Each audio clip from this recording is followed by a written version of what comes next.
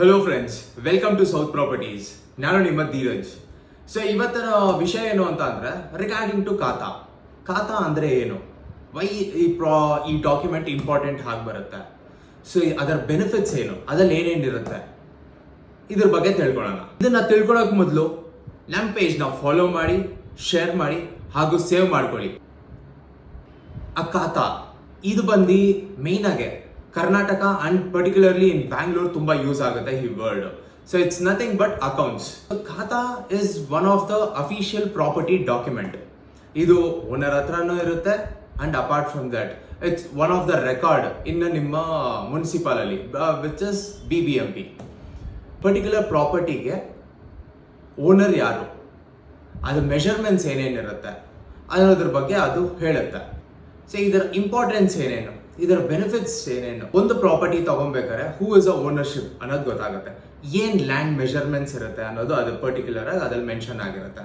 And apart from that location, property location and photos, ಇದಿಷ್ಟು ಕೂಡ main ಆಗಿ ಅದಲ್ಲಿರುತ್ತೆ.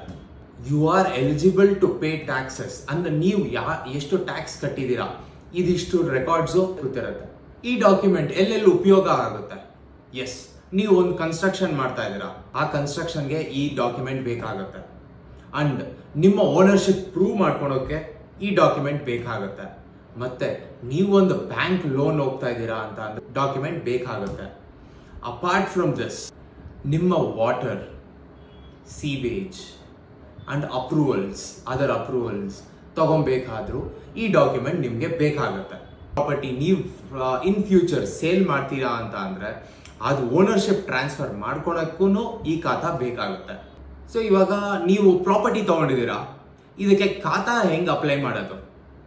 So ನೀವು ಖಾತಾ ಅಪ್ಲೈ ಮಾಡೋಕ್ಕೆ ಮೇನ್ ಆಗಬೇಕಾಗಿರೋದು ನಿಮ್ಮ property title deed, EC and property tax.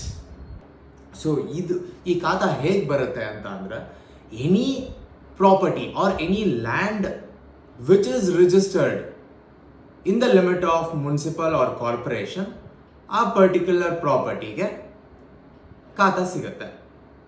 ಆ ಒಂದು ಪ್ರಾಪರ್ಟಿಗೆ ಟ್ಯಾಕ್ಸ್ ಪೇಯರ್ಸ್ ಆಗ್ತೀರಾ.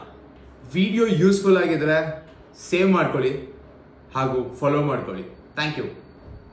ಯಾವ ಥರ ಖಾತಾ ಇದೆ ಅಂತ ನೆಕ್ಸ್ಟ್ ವಿಡಿಯೋದಲ್ಲಿ ತಿಳ್ಕೊಳ್ಳೋಣ. ಸೊ ಎಷ್ಟು ಥರ ಖಾತಾ ಇದೆ ಅಂತ ನಿಮಗೇನಾರ ಗೊತ್ತಿದ್ರೆ ಕಮೆಂಟ್ ಮಾಡಿ. Thank you.